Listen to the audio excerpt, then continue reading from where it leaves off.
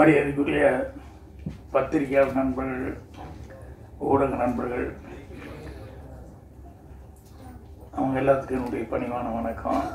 அதே மாதிரி சில பாட்டிமார்கள்லாம் வந்து நடிச்சுட்டு வந்துருக்காங்க.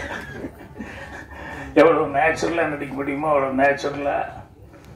எனக்கு சில நேரங்கள் அதில் வந்து ராஜ்குமார் டைலாக் எழுதினாரா இல்லை அவங்களே சொந்தமாக பேசிட்டாங்களா அப்படிங்கிற அளவுக்கு சந்தேகம் வந்தது. அந்த அளவுக்கு ரொம்ப இயல்பாக வந்து பண்ணியிருந்தாங்க. எல்லாத்துக்கும் மேடையில் இருக்கிறவங்க எல்லாத்துக்கும், முன்னால் இருக்கிறவங்க எல்லாத்துக்கும் என்னுடைய பணிவான வணக்கத்தையும் புத்தாண்டு நல்வாழ்த்துக்களையும் முதலே சொல்லிக்கிறேன். நாளைக்கு ஒரு நாள் தான் இருக்குது, நாளைக்கு. ஸோ இந்த புத்தாண்டில் திரைக்கு, தமிழ் திரைக்கு ஒரு சிறப்பான செய்தி, ஒரு சிறப்பான ஒரு இது நடந்திருக்கு அப்படின்னு சொன்னோம்னா அது வந்து இந்த ஆஹா இவங்க ஃபைண்டுன்னு சொல்லி இவங்க வந்து கிடைச்சதுங்கிறது. இதுதான் தமிழ் திரை 2025க்கு வந்து எல்லாருக்குமே ஒரு ஒரு பிரைட் ஃபியூச்சர் தெரியுது அப்படிங்கிற லெவலுக்கு இவங்க வந்ததுங்கிறது வந்து சினிமாவை நோக்கி வரக்கூடிய இளைஞர்கள் எல்லாருக்குமே மிகப்பெரிய உதவியாக இருக்கும். அதனால் அவங்களுக்கு ஸ்பெஷல் தேங்க்ஸ் வந்து நான் சொல்லிக்கிறேன். ஏன்னா நான் ஆஹா டீம் அப்படின்னு சொல்லி சொன்னோடனே தமிழ் எங்கே கரெக்டாக பேசுவாங்களா இல்லையா அப்படின்ட்டு இருந்தால் கவிதா வந்து ரொம்ப பிரமாதமாக பேசினாங்க. நிறைய உதாரணங்கள் எல்லாம் வேறு சொன்னாங்க. நிறைய பூ பூத்துது அவங்க சொல்லும்போது. நான் அடிக்கடி கூட மீட்டிங்கில் சொல்லுவேன், எல்லா பூவாசமும் வந்து காற்று எப்படி வீசுதோ அந்த டைரக்ஷனில் தான் போகும். அந்த பூவாசங்கிறது ஒரே ஒரு பூவாசம் மட்டும் காற்று வீசுகிற திசைக்கும் எதிர்த்து போகும் அப்படின்னு சொல்லிட்டு சொல்லுவேன். என்னென்னா அந்த பூ ஒரு மனிதனுடைய நட்பண்பு அப்படின்னு சொல்லிட்டு. அந்த மாதிரி இவங்க வந்து சினிமாவில் எல்லாருமே கொஞ்சம் கமர்ஷியல் மைண்டு, போட்ட காசு எடுக்கணும், ஏன்னா அவங்க அதில் தானே இருந்தாங்க மறுபடியும். அதனால் எல்லாத்துக்கும் அந்த பயங்கிறது இருக்கும், அந்த பொறுப்புணர்ச்சி, அந்த டென்ஷன் எல்லாமே இருக்கும். பட் இவங்க வந்து இதை வந்து ரிஸ்க் எடுத்து பரவாயில்ல, என்கரேஜ் பண்ணணும், இந்த மாதிரி நாட்கள் என்கரேஜ் பண்ணால் நல்லது அப்படிங்கிற மாதிரி சொல்லி அவங்க வந்து ஆஹா ஃபைண்ட் அப்படிங்கிறது இன்றைக்கி ஆரம்பிச்சது. உண்மையிலேயே ரொம்ப ரொம்ப ராஜ்குமாருக்கு மட்டுமல்ல, சினிமாவை நோக்கி வரக்கூடிய எல்லா இளைஞர்களுக்குமே வந்து அது மிகப்பெரிய ஒரு உதவியாக இருக்கும். அதனால் தமிழ் திரையுலகம் சார்பாகவே நாங்கள் வந்து மனமார்ந்த நன்றியை வந்து தெரிவிச்சுக்கிறேன். தாஜ்னூர் அவருக்கு ஸ்பெஷல் தேங்க்ஸ் சொல்லிக்கணும். என்னென்னா இந்த படத்தை வந்து பார்க்கணுன்னு அவர் தான் எனக்கு ஃபோன் பண்ணி, வர்ற வரைக்கும் எனக்கு தெரியாது, ஆனால் வர்ற வழியில் தான் படத்தினுடைய பேர் என்ன இருக்கிறது நான் அதுக்கப்புறம் தெரிஞ்சுக்கிட்டேன். அவர் இந்த படத்துக்காக அவர் வந்து எவ்வளோ ஸ்ட்ரெயின் பண்ணியிருக்காரு அப்படிங்கிறதெல்லாம் ராஜ்குமார் சார் சொன்னாப்புல. அவர் சொல்லும்போது சொன்னார், இந்த படத்தில் எனக்கு எப்படி மியூசிக் பண்ணுறது அப்படிங்கிறது கொஞ்சம் கன்ஃபியூஷனாக இருக்குது அப்படின்னு சொல்லிட்டு. சில நேரங்கள் அப்படி வரும். எப்படின்னு விஸ்வநாதன்னே ரீரிகார்டிங் வாட்சிட்டு இருக்கும்போது திடீர்னு ஒரு இடத்துல நிறுத்திக்கிட்டார். தம்பி ஒரு சின்ன கன்ஃபியூஷனாக இருக்குது, என்ன பண்ணுறதுன்னு தெரியலையே, என்னென்ன அப்படின்னு. இல்லை, அந்த கேரக்டர் அழுதுட்டு இருக்கான், அவங்க அம்மா செத்து போச்சு, ஆனால் நீங்கள் பேசுகிற டைலாக் வந்து எல்லாரும் மியூசிஷியன்லாம் கைதட்டி ரசிக்கிறான், சிரிச்சுக்கிட்டு இருக்கான். நான் அந்த அழுகிற கேரக்டருக்கு மியூசிக் போடுறதா, சிரிக்கிற கேரக்டருக்கு மியூசிக் போடுறது, எப்படி போடுறதுனே தெரியல எனக்கு அப்படின்னு சொல்லிட்டு அந்த நாட்டில் முக்கியமான ஒரு இடத்துல வந்து அவன் நிறுத்திட்டு கேட்டார். அப்போ நான் ரெண்டுக்கும் சேர்ந்த மாதிரியே போடுங்க, ரெண்டுக்கும் வயமீடியாக இருக்கிற மாதிரி போடுங்க அப்படின்னு சொல்லி அந்த இடத்துல பிரமாமா ரீரிகார்டிங் பண்ணியிருந்தார். சில நேரங்களில் காமெடின்னா காமெடிக்கு வந்து தனியாக வாசிச்சுட்டு போயிடலாம், பேத்தாஸு லவ் அது இதுக்கு அந்தந்த மூடுக்கு பண்ணலாம். இப்போ என் படங்களில் அதெல்லாம் மாறி மாறி வந்துடும். திடீர்னு சிரிச்சுக்கிட்டே இருக்கிற மாதிரி இருக்கும், டக்குன்னு லேசாக ஒரு சென்டிமெண்ட் வந்துடும். அப்புறம் சென்டிமெண்ட் சீனாக இருக்குன்னு நினச்சிட்டு இருக்கும்போது திடீர்னு வந்து காமெடி அப்படிங்கிறது வரும். ஸோ ராஜ்குமார் வந்து இந்த படத்தில் வந்து பெஸ்ட்டு சமாச்சாரமாக என்ன அப்படின்னா, அவருடைய ரியல் லைஃப்லேயே என்னென்ன பட்டாரோ அதை பூரா சீனா பண்ணிக்கிட்டாரு. அதில் அந்த பாட்டி மாறவங்க எல்லாம் வந்து நடிக்க வச்சதுங்கிறது இருக்க, அது ஒரு பெரிய விஷயம். அவங்கெல்லாம் வந்து ஏன்னா எனக்கெல்லாம் வந்து சினிமாக்குள்ளே வரும்போது எங்கள் பாட்டி இதெல்லாம் செப்பத்திக்கினே கொண்டு அப்படிம்பாங்க. என்னென்ன சினிமான்னா அது பிடிக்காது, அதுன்னா அதெல்லாம் மனுஷன் செய்கிற வேலையாங்கிற மாதிரியே வந்து சினிமா மேலே இருக்கிற ஆர்வம் வந்து பார்க்குறதுக்கு ஓகே வழி. அது ஒருத்தர் போகிறான்னு சொன்னோம்னா ஒத்துக்கவே மாட்டாங்க. எங்கள் அண்ணன் எல்லாருமே பெல்ட் எடுத்துக்குவாங்க. நான் இது எல்லாத்தையும் தாண்டிக்கிட்டு எனக்கு இதுதான் வேணும் அப்படின்னு சொல்லிட்டு நான் வந்ததுக்கப்புறம் அப்புறம் எங்கள் பாட்டியிலேருந்து எல்லாருமே சமரசம் ஆகிட்டாங்க. எங்கள் அண்ணன் என்ன எல்லாருமே சமரசம் ஆகிட்டாங்க. அதுக்கப்புறம் படம் எடுக்கும்போதெல்லாம் அவங்க வந்து பார்த்துட்டு ரொம்ப ஒவ்வொருத்தரும் ஒவ்வொரு மாதிரி கமெண்ட் கொடுப்பாங்க. சின்ன வீடு பாட்டுக்கிட்டு எங்கள் பாட்டி என்னை திட்டிடுச்சு. ஏற படம் அப்படின்னா நல்லதான் பாட்டி எடுத்துருக்கேன். நல்லது என்ன நல்லதுதான், உங்கள் அம்மா எல்லாம் குண்டு இல்லையா, கொண்டாடி கொஞ்சம் குண்டுங்களுக்கா எங்கே வேணா ஊருமாயி போயிடுறா அப்படின்னு. படத்தில் நான் நடிச்சிருக்கிறேன் அப்படிங்கிறது தான் அவங்களுக்கு தாக்கம். நான் தான் கதை எழுதுனேன், நான் தான் டைரக்ஷன் பண்ணிக்கிறேன் அப்படின்னு சொல்லி அது அவங்களுக்கு இதே கிடையாது. நீ நடிகனா வந்து கரெக்டாக இல்லை, வைஃப் இருக்கும்போது நீ எப்படி அது கொஞ்சம் குண்டுங்களுக்கா எப்படி நீ இப்படியெல்லாம் பண்ணலாம் இப்படின்னா அவங்களுக்கு புரிய வைக்க முடியலனால அதோடு நிறுத்தின பரவாயில்ல. அடுத்த தடவை எடுக்கிறதுக்கு முன்னால் முதல்ல என்கிட்ட கதையை சொல்லு பாட்டு. அந்த மாதிரி ராஜ்குமார் கதையை சொல்றதுக்காக நிறைய இடத்துக்கு போவார் இல்லையா. நான் வந்து முதல் கண்டிஷனே சினிமா எடுக்கும்போது டைரக்ஷன் பண்ணும்போது என் ப்ரொடியூசருக்கு முதல் கண்டிஷனே நான் யாருக்கிட்டையும் போய் கதை சொல்ல மாட்டேன், அதுக்கு சம்மதம்னா நான் டைரக்டரை ஃபிக்ஸ் பண்ணுங்க, இல்லை ஃபைனான்சியர் வர்றாரு, டிஸ்ட்ரிபியூட்டர் வர்றாரு, இவங்க வர்றாங்க அவங்க வர்றாங்கன்னு சொன்னோம்னா அவங்ககிட்ட தான் கதை சொன்னேன். என் மேலே நம்பிக்கை இருந்தால் என்னை டைரக்டராக போட்டு எடுங்க, ஆனால் யாருக்கிட்டையும் வந்து கதை சொல்ல மாட்டேன். படம் வந்து கடைசியில் பார்க்க சொல்லுவேன், படம் வந்து நம்பிக்கையாக அவங்களுக்கு பார்க்குற அளவுக்கு இருக்கும் அப்படின்னு சொல்லிட்டு அது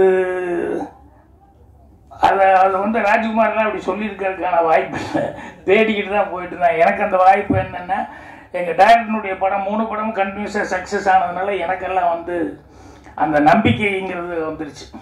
நம்பிக்கை வந்தால் கூட அதுக்கு வந்து ஆட்கள், இப்போ அவர் சொல்லிட்டு இருந்தார் இல்லையா, இப்போ அதிகமாக என்கிட்ட பேசும்போது சொல்லிட்டு இருந்தார், அவர் சியாட்டில் என்ன மீட் பண்ணது ஃபோட்டோ எல்லாம் காமிச்சு நான் தமிழ் சங்கத்துக்கு போனதெல்லாம் சொல்லிக்கிட்டு இருந்தார்.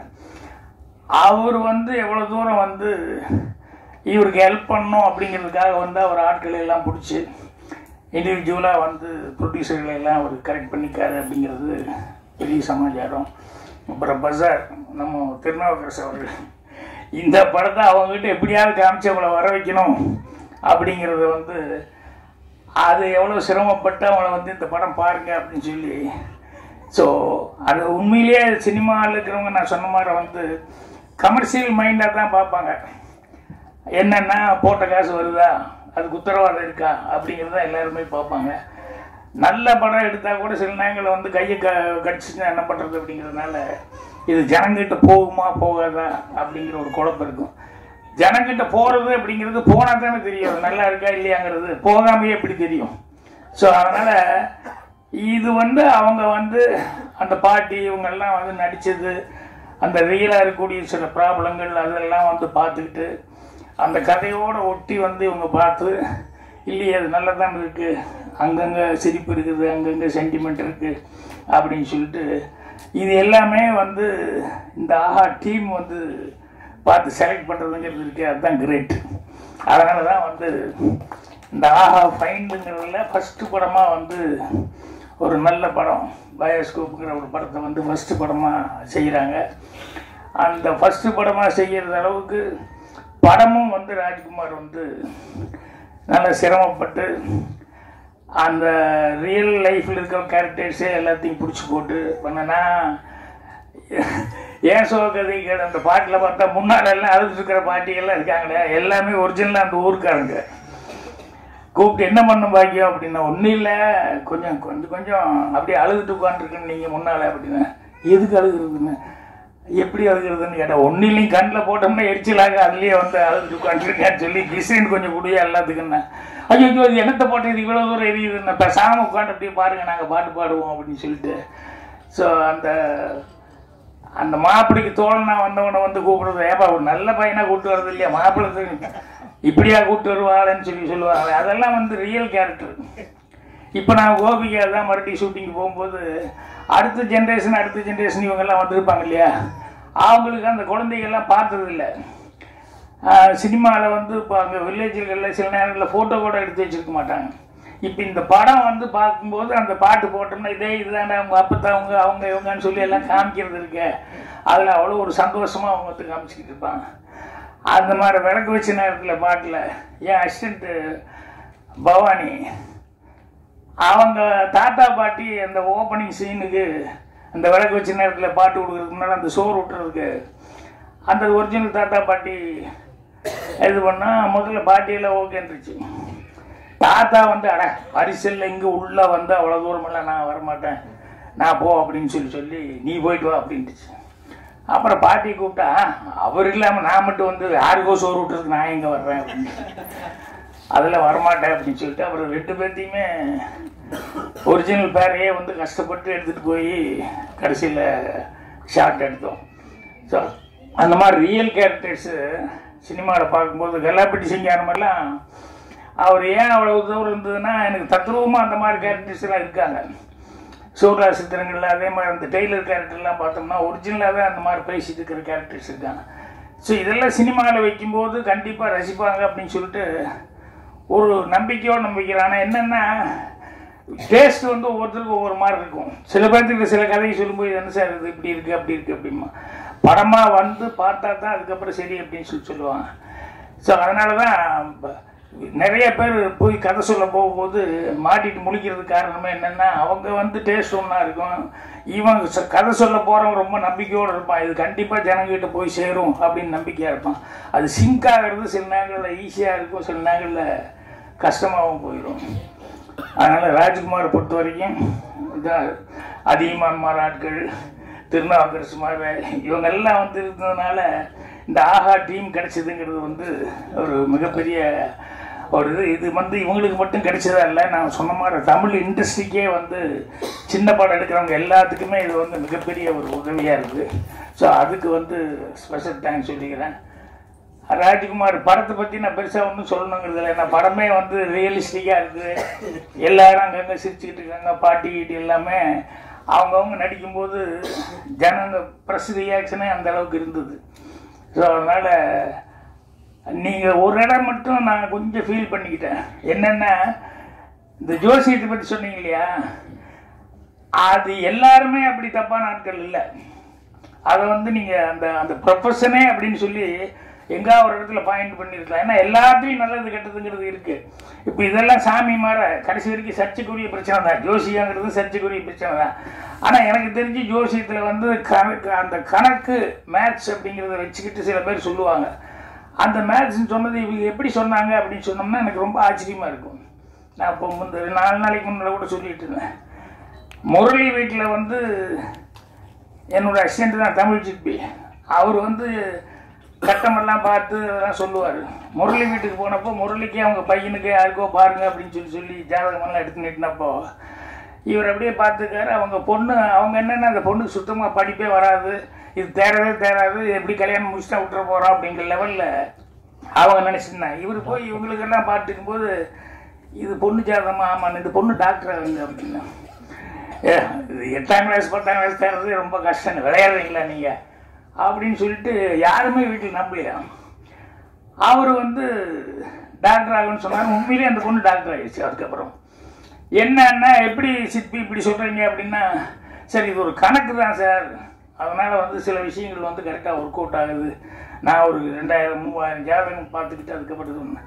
ஆனால் எல்லாரும் அந்த மாதிரி கட்டிக்கிறதமாக இருப்பாங்கன்னு சொல்ல முடியாது. இதை வச்சு பொழப்பு நடத்திட்டு இருக்கவும் நிறைய பேர் இருக்காங்க. நீங்கள் சொல்லும் போது அந்த மாதிரி ஆட்களை மட்டும்தான் நம்ம மென்ஷன் பண்ண மாதிரி இருக்கணும். ஏன்னா அதில் வேறு மாதிரி இருக்கிறவங்கெல்லாம் இருக்காங்க இல்லையா. ஸோ ஆனாலும் படத்தில் வந்து அந்த மெசேஜுங்கிறது வந்து கடைசியில் அந்த குழந்தைங்கள்லாம் பேசுகிற மெசேஜ் இருக்க, அது வந்து ரொம்ப கன்வீன்சிங்கான மெசேஜாக இருந்தது. தப்பு பண்ணுறவங்க எல்லாருமே இதனால் எத்தனை பேர்த்துக்கு ஒரு இது அப்படின்னு சொல்லிட்டு அதே மாதிரி அந்த இடமும் அவங்க சொல்லும்போது எவ்வளோ கஷ்டப்பட்டிருந்தாலும் அந்த பொண்ணு வந்து கல்யாண பொண்ணு வந்து அவருக்கு நான் நன்றி சொல்லணும் அப்படின்னு சொல்லிட்டு மைக்கில் சொல்லும்போது உங்கள் ரியாக்ஷன் அதெல்லாம் உண்மையிலேயே ரொம்ப டச்சிங்கான விஷயங்கள். ஸோ இந்த படம் கண்டிப்பாக ஜனங்கக்கிட்ட கண்டிப்பாக அதை ஏன்னா அவங்க வர வைக்கிறது தான் கஷ்டம்.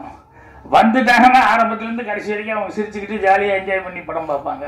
அதுக்கு உத்தரவாதமாக நிறைய சீன்ஸ் அந்த மாதிரி சீன்ஸ் இருக்குது. ஸோ ஆஹாவுக்கு மீண்டும் ஒரு முறை அவங்க ஃபைண்டுன்னு ஒன்று ஆரம்பித்ததுக்கு அவங்களுக்கு என்னுடைய மனமார்ந்த நன்றி தெரிவித்தேன். அவங்களும் இந்த புது வருஷத்தில் 2025 அவங்களுடைய லேண்டிங்கும் ரொம்ப நல்லா இருக்கும். அவங்களால நிறைய பேர் இன்னும் நிறைய பேர் ராஜ்குமார் மாட எல்லோரும் வந்து ரொம்ப சிறப்பான முறையில் இது பண்ணுவாங்க. பத்திரிகையாளர் அவங்களுக்கு வந்து ப்ரெஸ் ஷோவுக்கு வந்து போடுறதுங்கிறதெல்லாம் இப்போ ரேர் ஆகி போச்சு. எங்கேயாவது தேட்டரில் பார்த்துக்கோங்கிறேன்னு சொல்கிறாங்க ஒழிய முதல் நாளே படம் போடலாம் அப்படிங்கிறதெல்லாம் வந்து இப்போ ரொம்ப ரேர் ஆகி போச்சு. ஏன்னா அந்தளவுக்கு படங்கள் எடுக்கிறவங்களுக்கும் ஒரு பயம் இருக்குது, ஏதாவது தப்பாக போகுமா அதாகி போகுமான்ட்டு. ப்ரெஸ்ஸு வந்து கண்டிப்பாக எல்லாத்துக்குமே நல்ல படங்கள் இருந்ததுன்னா சின்ன படமாக இருந்தால் கூட அவங்க தான் வளர்த்தி விட்றது, அவங்க வந்து எழுதுறது தான் வருது. இப்போ கேபிள் சங்கர்கிட்ட வந்துன்னு கேட்டாங்க, என்னங்க இது ரிலீஸ் 3ஆம் தேதிங்கிறீங்க, என்னங்க இதுன்னு. இல்லை கொடுக்குறதெல்லாம் கொடுத்துட்டு தான் சார் இருக்கேன், நான் ஃபீட் பண்ணுறதெல்லாம் பண்ணிக்கிட்டு தான் இருக்கேன்னு நிறைய பேர் அதை பார்த்துட்டு இது பண்ணிட்டுருக்காங்க அப்படின்னா. ஏன்னா சில படங்களுக்கு அது ரொம்ப தேவை, கொஞ்சம் ஆடியன்ஸை ரெடி பண்ணி தயார் பண்ணிட்டு அதுக்கப்புறமா ரிலீஸ் பண்ணால் தான் நல்லாயிருக்கும். அதனால் தேட்டருக்கு வர வைக்கிறதுக்கு அதுக்கு உண்டான வேலைகள் இன்னும் 2-3 நாள் இருக்குது. அதனால் கரெக்டாக இன்னும் ஏதாவது ஒன்று பண்ணிக்கிட்டு பண்ணணும். என்ன நீங்கள் ஏதாவது பண்ணிகிட்டு இருக்கேன், நீ ஏதாவது ஒன்று பண்ணிட்டு நிக்கில் மாதிரி சுறுசுறுப்பான ஆட்கள்லாம் பக்கபலமாக இருந்துக்கிட்டு இருக்காங்க. எனக்கு இங்கே வர வரைக்கும் நிக்கில் வர்றது எனக்கு நிக்கில் தான் ஃப்ரீயாக போகிறது தெரியாது எனக்கு. அவர் தாஜ்மஹால் கூப்பிட்டாருன்னு சொல்லிட்டு அதுக்கு மட்டும் நான் வந்துட்டேன். குன்று இருக்கும் இடமெல்லாம் முருகன் இருப்பாங்க, ஸ்டேஜ் இருக்கும் இடமெல்லாம் துணி மாற்றாம அதே துணி நிற்கிறாரு. வந்து நேரம் 2 ட்ரெஸ்ஸாக மாறி இருக்கணும், மாற்றாம நிற்கிறாருங்கிறது. ஸோ பத்திரிகையாளர்கள் கண்டிப்பாக உங்களுடைய நல்ல ஆதரவை வந்து இவங்களுக்கு படத்துக்கும் கொடுக்கணும், இந்த பயோஸ்கோப் படத்துக்கும் கொடுக்கணும். அதே மாதிரி வந்து தமிழுக்காக வந்து இவ்வளோ தூரம் ஒரு சர்வீஸ் மென்டாலிட்டியோட ஆஹா ஃபைன்னு சொல்லி இதை ஆரம்பிக்கிறாங்க. அவங்களுக்கு உங்களுடைய ஆதரவு கொடுக்கணும்னு சொல்லி கேட்டுக்கிறேன். நன்றி, வணக்கம்.